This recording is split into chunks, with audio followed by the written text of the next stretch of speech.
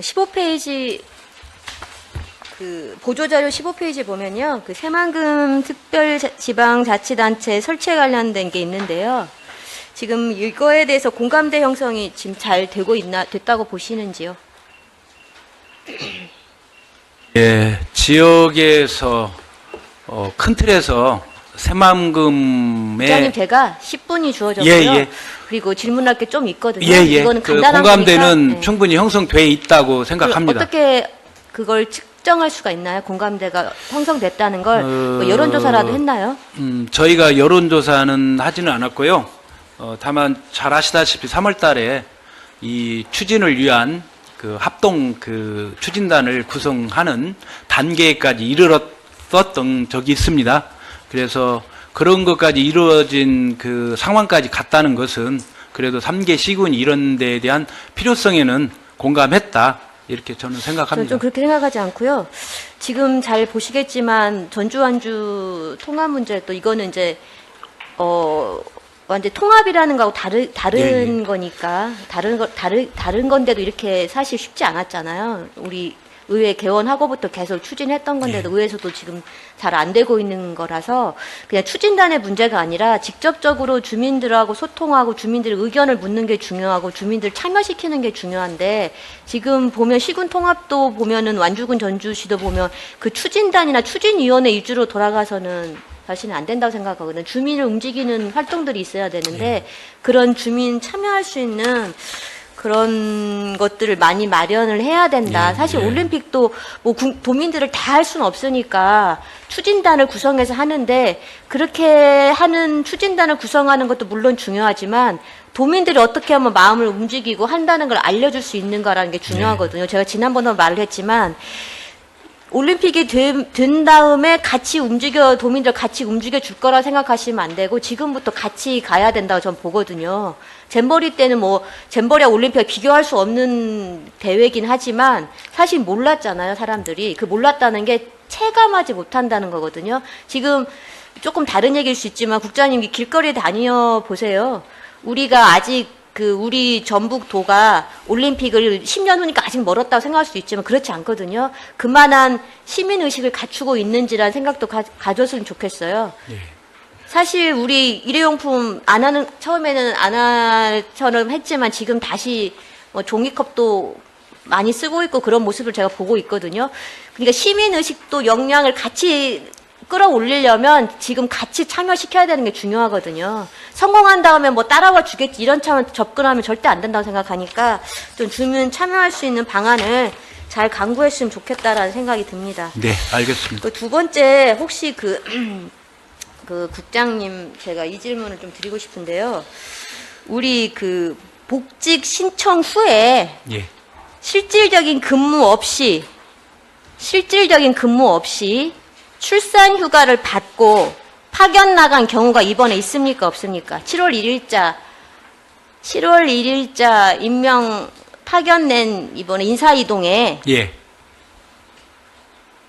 육아휴직 받은 사람이 잘 적으셔요. 육아휴직 받은 사람이 육아휴직 중이에요. 복직 신청을 냈어요. 그리고 바로 출산 휴가를 냈어요. 출산 휴가 중에 파견을 내보냈어요. 가능합니까?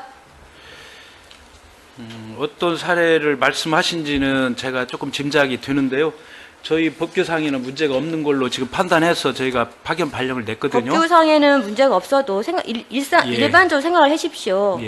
지금 1년 동안 육아휴직을 받겠다고 2025년 2월부터 내년 1월까지 받기로 했어요. 아, 육아휴직 중이구나 했어요. 일하고 싶으면 복직할 수 있어요. 일하고 싶으면 복직할 수 있어요. 복직을 해서 저한테 뭐 개인정보라 해가지고 복직 신청서를 주지 않았어요. 그래서 제가 받아 적었거든요. 복직 신청은 5월 19일에 했고요. 복직 희망 일자는 5월 27일이에요. 그러니까 5월 27일부터 복직을 희망한다. 하고 출산 휴가를 5월 27일부터 8월 24일이에요. 그러면은 그렇게 말하죠. 출산형 권리다. 근데 복직 신청을 한다는 건 일을 하기 위해서 하는 거잖아요. 이건 누가 봐도 출산 휴가를 받기 위해서 받으려면 당연히 복직을 해야죠. 거기까지 이해하겠어요? 근데 이 상황에서 파견을 내보낸 거예요. 7월 1일자로. 예. 그러니까 출산휴가 중이에요, 지금. 예. 중에 파견을 했어요. 파견을 해서 일을 해야 되잖아요. 예. 거기 가서 일을 해야 되는 거죠. 파견을 내보내 일을 나가야 되는 거잖아요. 예. 그러니까 일할 수 있는 사람, 출산휴가도 권리고, 출산휴가 권리를 찾기 위해서는 복직을 하는 것도 맞아요. 그럼 그 상태로 있어줘야 되는 거 아닌가? 그래도 어딘가를, 그런데 그 상태에서 또 인사이동을 내가지고, 우리 제2비산학협력단, 지산학협력단에 예. 파견을 내보냈거든요. 예. 일을 할 수 있는 지산학협력단 일도 많고, 할 일도 많은 곳이잖아요. 예. 그런 곳에 한 달하고 15일 정도는 지금 근무를 못한 상태인데 이게 법적으로 문제가 없어. 인사행정의 문제잖아요. 어떻게 보면 파견을 복직을 해서 일할 수 있고 일할 수 있는 게 잘 배치하는 것도 좀 순조롭게 하는 것도 저는 자치행정국에서 해야 될 일이라고 생각하고 예. 총무과에서 해야 될 일이라고 생각하는데 이런 일이 일반적이고 일상적이고 잘못 비치면 특혜라고 보일 수도 있는 부분이에요. 예. 말씀하신 사항은 이해가 됩니다. 저희 인사행정에 있어서는 결국에는 모든 것은 우리 직원분들의 법적인 인사행정에 있어서의 법규에 맞는 준법하는 것이 가장 큰 것이고, 그 다음에 또한 최근에 또 중요한 것은 그 저출생 문제와 관련해서 아니요, 그만. 육아를 하고, 거기까지는 그만하시고 예, 그 일반적인 의원님께서 건데 제가 한 달 한 가지만 반의 공백을 말씀하시는 거잖아요. 한 달 예. 반이고 제가 예. 지난번에도 이걸로 문제 제기했지만 보통 일반 공무원들은요 육아휴직을 받기 위해서 한 달 전에 신청을 해요. 복직도 마찬가지예요. 왜냐하면 그래야 자리 배치가 되기 때문에 한 달 전 정도는 줘요.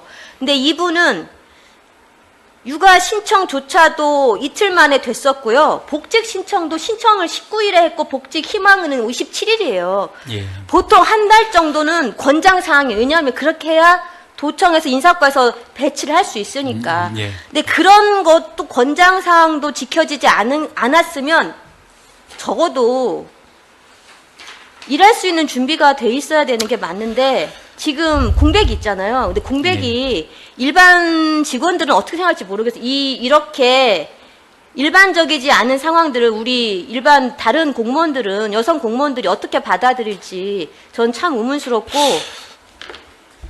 저는 자료를 알겠고요. 예. 저는 여기까지 말씀드렸어요. 제가 말씀드리는 건 육아휴직 중에 복직 신청했어요. 그 이유는 출산휴가를 내기 위해서 그건 권리다라고 생각하겠어요.